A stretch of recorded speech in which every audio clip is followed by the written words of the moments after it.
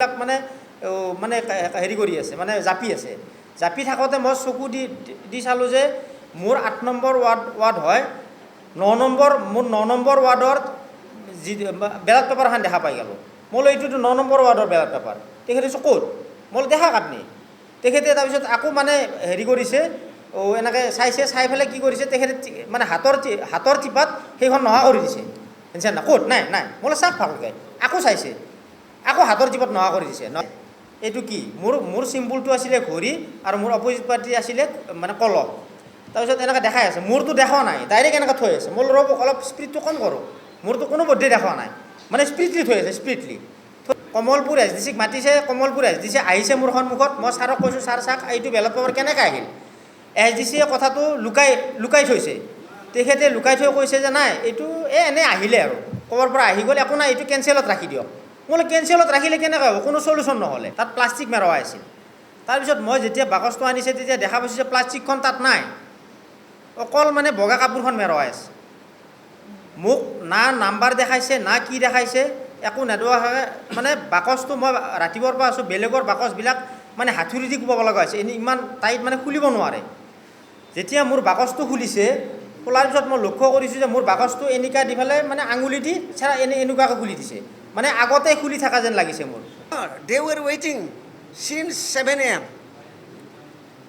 গোটেই দিনটো তেওঁলোকক এনাউন্স কৰা নাই যেতিয়া দেখিছে যে অলৰেডি খবৰ পাইছে যে তাত কাউণ্টিং আৰম্ভ হৈ গ'ল যাবলৈ বিচাৰিছে পুলিচে বাধা দিছে মানে মই অকলে আহিছিলোঁ মোৰ মিছেজ আহিছিলে মোক তাৰমানে কি কোনো মোৰ এজেণ্ট সোমাব দিয়া নাই মোক অকলে সোমাব দিছে আৰু মোৰ অপজিট পাৰ্টিৰ যি দুটা এজেণ্ট আছিল মোবাইল নিব দিয়া নাই এটা এজেণ্টে মানে মোৰ পিছফালে মোবাইলত কথা পাতি আছে তেওঁক কেনেকৈ মোবাইল নিব দিলে 11টামান বজাত খবৰ পাইছোঁ কি আমাৰ মদাতলা গাঁও পঞ্চায়তৰ মানে সদস্যৰ ৰিজাল্ট আউট হৈছে তাৰপিছত আমি যেতিয়া সোমাব বিচাৰিলোঁ যে সদস্যৰ ৰিজাল্ট আউট হৈছে আমি কিয় গম পোৱা নাই মাতিছিল নেকি আমিতো তাতে আছোঁ গেটৰ য'ত এলাউন্স কৰি আছে কেণ্ডিডেট উইথ কাউণ্টিং এজেণ্ট 311 আৰু 230 আৰু কেঞ্চেল কৰিছে 19টা বাকী এই তিনিটা মানে প্লাছ কৰিলে 570 নহয় এইটো কি হিচাপ কৰিছে এইটো যি নহওক আমাৰ মানে সন্মুখত যদি মানে বাকচটো খুলিলেহেঁতেন আমি তেতিয়াহ'লে আমি পৰাজয় হ'লেও মানে দুখ নকৰিলোহেঁতেন 292 পাইছোঁ মই ভোট আৰু তেওঁ পাইছে 296 মানে 4টা আৰু মোৰ যি পোষ্টেল ভোট আছিলে মোৰ লগৰ বন্ধু মোক তেওঁ ফোন কৰিছে মোৰ ভোটটো পাইছে না মোক পোষ্টেল ভোট নিদিলে সিহঁতে মোক নক'লে পোষ্টেল ভোটটো নিদিলে যদি মই পোষ্টেল ভোটটো পাওঁ এই ধৰণৰ অৰাজকতা এই ধৰণৰ স্বেচ্ছাচাৰিতা এইটো মানে হিটলাৰকো পাৰ হৈ গৈছে এওঁলোকে আজি যিসকল ভিক্টিম এই গোটেই পঞ্চায়ত নিৰ্বাচনী প্ৰক্ৰিয়াটো যে শাসক দলৰ পক্ষে এটা কৃত্ৰিম এটা ৰায় সৃষ্টি কৰিব পৰা যায় তাৰ কাৰণে তেওঁলোকে এটা অদ্ভুত ধৰণৰ এটা ফেচিষ্ট এটা মেকানিজিম তৈয়াৰ কৰিছে নাম্বাৰ 1 গোটেই পঞ্চায়ত নিৰ্বাচনী প্ৰক্ৰিয়াটো যে শাসক দলৰ পক্ষে এটা কৃত্ৰিম এটা ৰায় সৃষ্টি কৰিব পৰা যায় তাৰ কাৰণে তেওঁলোকে এটা অদ্ভুত ধৰণৰ এটা ফেচিষ্ট এটা মেকানিজিম তৈয়াৰ কৰিছে নাম্বাৰ 1 কেনেকৈ দেখিলোঁ যে প্ৰথম কথা যে আৰক্ষী মই এছ পিক নিজে কৈছোঁ যে আপোনাৰ আৰক্ষীয়ে কাউণ্টিং এজেণ্টক সোমাব দিয়া নাই এইটো কোন দেশৰ কথা এজ পাৰ মানে election commission's guideline in absence of counting agent and candidate or candidate's election agent they cannot open the box তেওঁলোকে দৰকাৰ 3বাৰ 4বাৰ 5বাৰ 10বাৰ বিচাৰিব লাগিব দে ৱেৰ ৱেইটিং since 7 AM.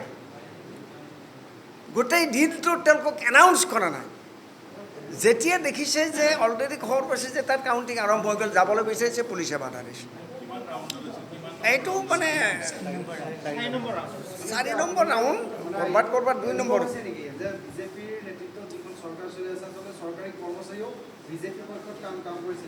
বাধ্য কৰাইছে that is my point yes exactly you are correct মানে তাত গৈ এওঁলোকে আমাৰ এজেণ্টে দেখিছে তাত বহি আছে সত্যব্ৰত কলিতা তাত বহি আছে স্থানীয় বিধায়ক দিগন্ত কলিতা বিজেপিৰ দলীয় কৰ্মীবিলাক বহি আছে, তেওঁলোকৰ কাউণ্টিং হলত প্ৰৱেশ কৰাৰ অধিকাৰ বেলেগক কাকো নিদিয়ে। মই কালি ৰঙিয়াত কাউণ্টিঙত আছোঁ, মই নিজে। মই তাৰপৰা ৰাতি 12টাত আহিছোঁ, 1টা বজাত আহি ইয়াতে লগ কৰিছোঁ তেওঁলোকৰ অফিচাৰক, মানে আপোনাৰ DDC-ক। তো মোক যাব নিদিয়ে। মই তাত কিমান তৰ্ক কৰিব লগা হৈছে যে মই এটা পাৰ্টীৰ ভাইচ প্ৰেচিডেণ্ট, মই হৰেশ্বৰ বৰ্মন, মই এজন প্ৰবীণ মানুহ, ৰাতি মই 1টা বজাত আহিছোঁ, আপুনি মোক কেলৈ যাব নিদিব? এওঁক লগত লৈ যাওক, কাৰণ এজন সাক্ষী লাগিব মোক কথাটো বুজাবলৈ। এওঁক যাব নিদিয়ে, লাষ্টলি মোক মোবাইল নিব নিদিয়ে, গ'লোঁ। তো গতিকে এই গোটেই বস্তুটো এতিয়া মই ভাবোঁ যে মুখ্যমন্ত্ৰী হিমন্ত বিশ্ব শৰ্মাৰ মানুহ দিগন্ত, বজাৰত এইটো চবেই জানে। তেওঁক বহুতে আপোনাৰ হেৰি বুলিয়ে কয়, এই কি কয় আপোনাৰ মানে কি কি বুলি কয়, পইচা উলিওৱা এইটো বেংকৰ ATM বুলি কয়। মুখ্যমন্ত্ৰী হিমন্ত বিশ্ব শৰ্মাৰ অন্যতম ATM হ'ল এওঁ দিগন্ত।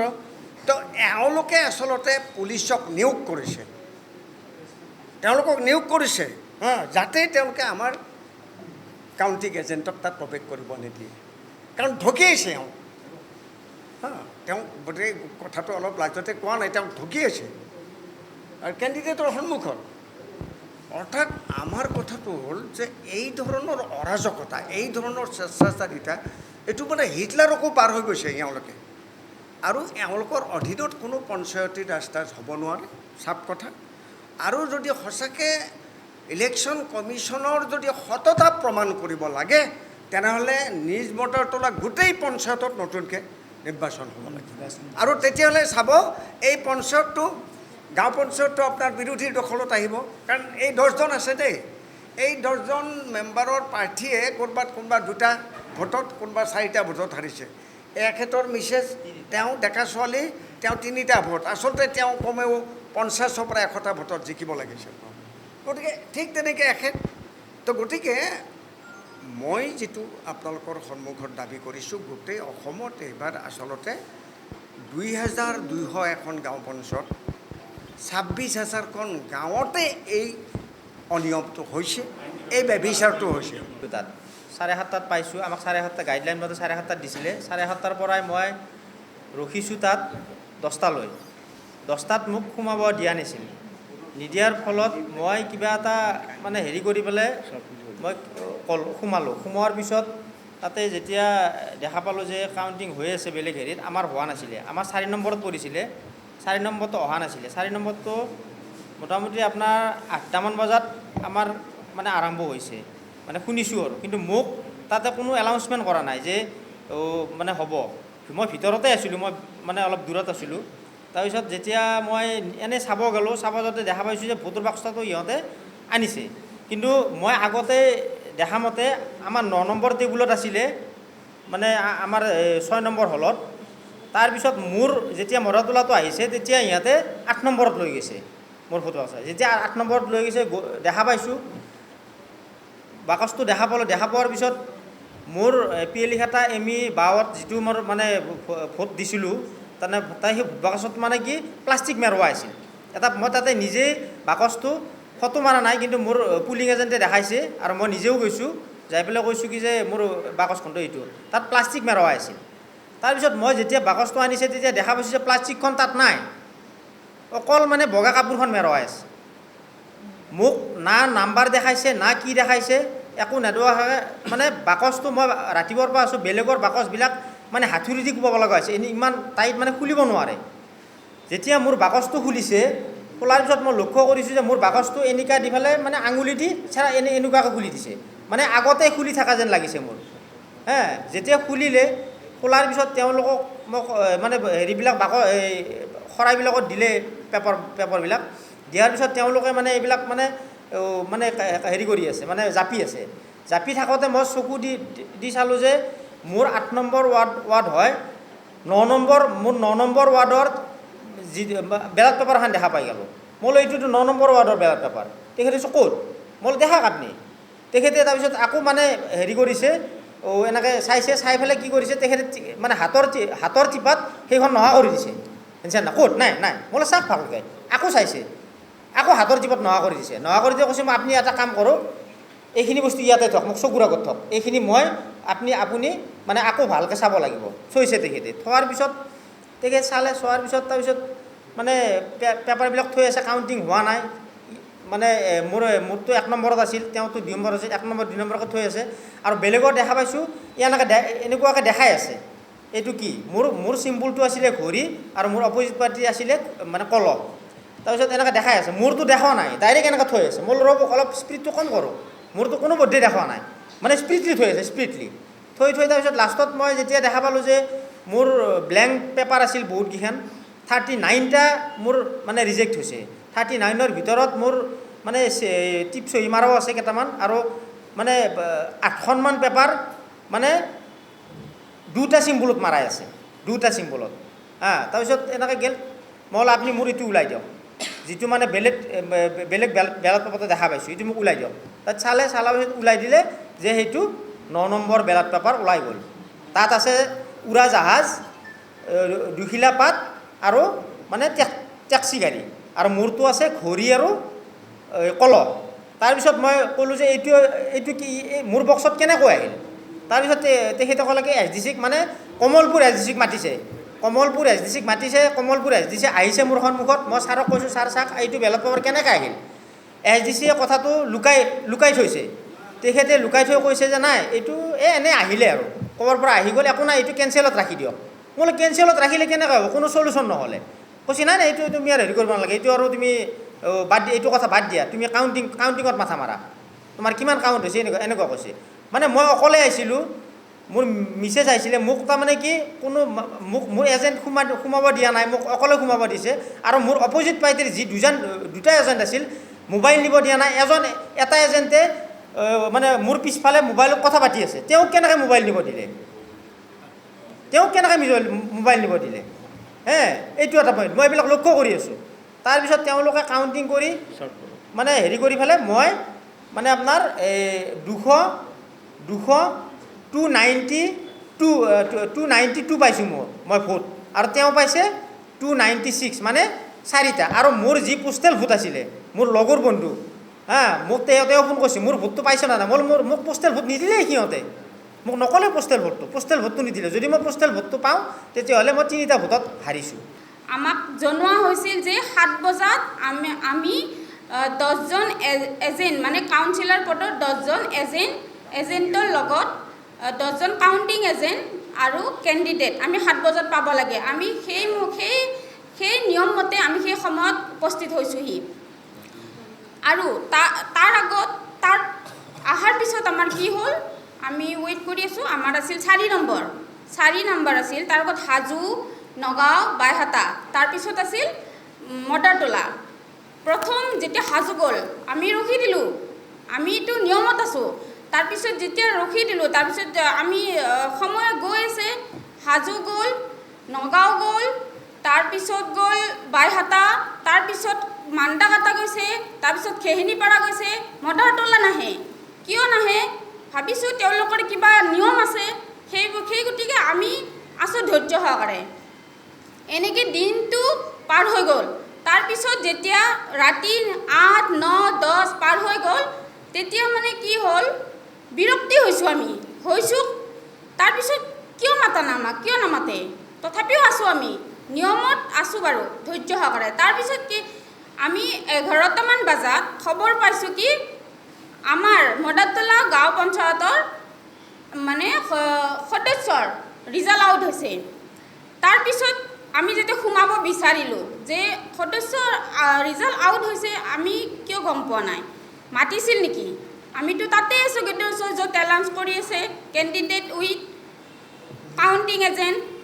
তাৰপিছত যেতিয়া আমি সোমাব গ'লোঁ, যে আমি ৰিজাল্ট পালোঁ, ৰিজাল্ট পোৱাৰ পিছত যেতিয়া আমি সোমাব যোৱাত বাধা কৰিছে তাতে গেটত, কৈছে কি মদাৰতলা মাতা নাই। আমি কৈছোঁ কি ইতিমধ্যে আমাৰ সদস্যৰ ৰিজাল্ট আউট হৈছে, আমি যাব লাগে।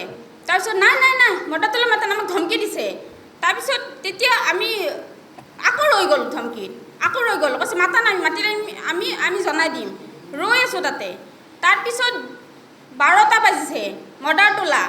তাৰপিছত যেতিয়া তেনেকৈ কৈছে, এতিয়া কেণ্ডিডেটৰ লগত কাউণ্টিং এজেণ্ট এজনহে সোমাব পাৰিব, এনেকৈ কৈছে। তাৰপিছত যেতিয়া কৈছে যে ভিতৰৰ পৰা এইটো অৰ্ডাৰ আছে, এনেকৈ কৈছে। তাৰপিছত যেতিয়া আমি এজন গ'লোঁ, যোৱাৰ পিছত তাত গম পালোঁ 80% ভোট কাউণ্টিং আউট। তাৰপিছত এতিয়া আমাৰ আছে 20% বাকী। এজন কাউণ্টিং এজেণ্টে সেইখিনি কেনেকৈ কভাৰ কৰিব?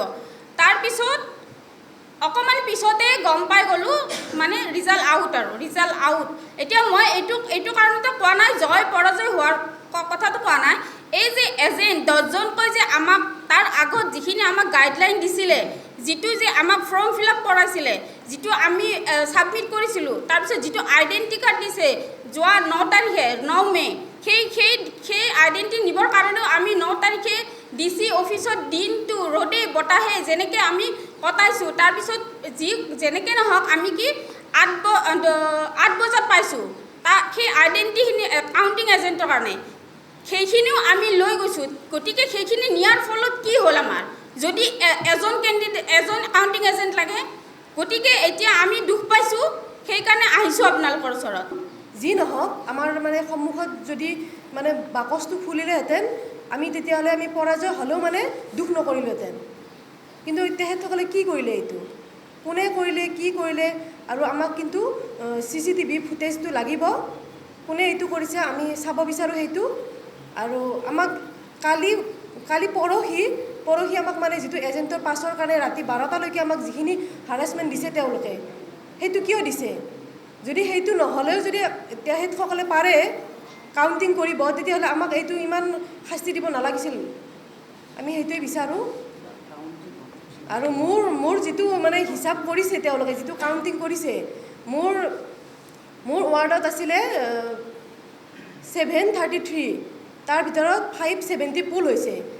তাৰ ভিতৰত মোৰ মানে সিহঁতে কি হিচাপ কৰিছে, এইটো মোৰ এগেইনষ্টত দিছে 311 আৰু মোক দিছে 230 আৰু কেঞ্চেল হৈছে 19। এইটো গোটেইখিনি প্লাছ কৰিলে 570 নহয়, সেইটোতে ওলাইছে মানে 311 আৰু 230 আৰু কেঞ্চেল কৰিছে 19টা। বাকী এই 3টা মানে প্লাছ কৰিলে 570 নহয়। এইটো কি হিচাপ কৰিছে? এইটো সেইখিনি আমাক বিচাৰ লাগে। মদাৰতলা গাঁও পঞ্চায়ত সেইটোত বিশেষকৈ আমাৰ বিৰোধী শক্তিশালী আছে, সমন্বিত বিৰোধী আচলতে শক্তিশালী আছে। আৰু তাৰ চাৰিওফালে গোটেইকেইটা পঞ্চায়তত তেওঁলোকে বিনা প্ৰতিদ্বন্দ্বিতাৰে এটা জয় হোৱাৰ কাৰণে বিনা প্ৰতিদ্বন্দ্বিতাৰে তেওঁলোকে জয় হৈছিল যদিও মানে তেওঁলোকে বিভিন্ন ধৰণে বিৰোধীৰ কিছু দুৰ্বল প্ৰাৰ্থী কিনি লৈছিল টকাৰে। কিন্তু তাৎপৰ্যৰ কথা, মদাৰতলা গাঁও পঞ্চায়তৰ প্ৰাৰ্থীখিনি সততাৰ কাৰণে তেওঁলোকে কিনিব নোৱাৰিলে, বিশেষকৈ বিজেপি নেতৃত্বাধীন চৰকাৰৰ দালাল কিছুমানে। ফলত তেওঁলোকে শেষ অস্ত্ৰ হিচাপে নিৰ্বাচন আয়োগৰ কিছুমান দুৰ্বল বিষয়াৰ যোগেদি তথা পুলিচ প্ৰশাসনৰ এচাম দুৰ্নীতিগ্ৰস্ত বিষয়াক সন্মুখৰ বেৰিকেডত নিযুক্তি দি আমাৰ যিখিনি প্ৰাৰ্থী, ৱাৰ্ড সদস্য প্ৰাৰ্থী বা কাউন্সিলৰ পদবীৰ প্ৰাৰ্থী তথা তেওঁলোকৰ ৰিপ্ৰেজেণ্টেটিভ বা এজেণ্টসকলক এজনকো আমাৰ ভিতৰত যাব নিদিয়া নহ'ল। কিন্তু তেওঁলোকৰ বিজেপিৰ যিসকল প্ৰাৰ্থী তেওঁলোকৰ চৰকাৰী বিষয়াৰ স্থলত আমি দেখা পাইছোঁ কিছুমান 2-এজন বিষয়াক। তেনে ক্ষেত্ৰত আচলতে অসম ৰাজ্যিক নিৰ্বাচন আয়োগৰ অত্যন্ত ব্যৰ্থ হৈছে এইটো বিষয়ত। তেওঁলোকৰ যি সুকীয়া স্বকীয়তা আছিল, ভাৰত নিৰ্বাচন আয়োগৰ অন্য দেশে গৌৰৱ কৰিছিল, তাৰ এটা ভাগ অসম ৰাজ্যিক নিৰ্বাচন আয়োগে চৰকাৰৰ পৃষ্ঠপোষকতাত এটা নিৰ্দিষ্ট দলৰ হৈ কাম কৰা যেন আমাৰ অনুভৱ হৈছে। কিয়নো পুলিচে প্ৰথম বেৰিকেডত পুলিচে আমাক ৰিপ্ৰেজেণ্টেটিভসকলক এজনকো আমাক যাব নিদিলে। পিছত আমি গম পালোঁ যে আমাৰ নিৰ্দিষ্ট সংশ্লিষ্ট ভোটৰ বাকচত অলৰেডি তেওঁলোকে ভোট গণনা সম্পন্ন কৰিছে আমাৰ বিৰোধী পক্ষৰ প্ৰাৰ্থী তথা ৰিপ্ৰেজেণ্টেটিভৰ অনুপস্থিতি। এইটো এটা আচলতে ভাৰতৰ পঞ্চায়ত ইতিহাসতে এইটো বোধহয় আটাইতকৈ ডাঙৰ লজ্জাজনক ঘটনা ঘটিছে আমাৰ আমিনগাঁৱৰ যি ভোটগ্ৰহণ কেন্দ্ৰৰ অন্তৰ্গত এই মদাৰতলা পঞ্চায়তৰ ভোটগ্ৰহণৰ ক্ষেত্ৰত। গতিকে আমি আপোনালোকৰ শেষ উপায় হিচাপে আপোনালোকৰ গণতন্ত্ৰৰ চতুৰ্থ স্তম্ভ হিচাপে আপোনালোকৰ সহায় লৈ আমি পুনৰাই ৰি-ইলেকশ্যনৰ দাবী উত্থাপন কৰোঁ।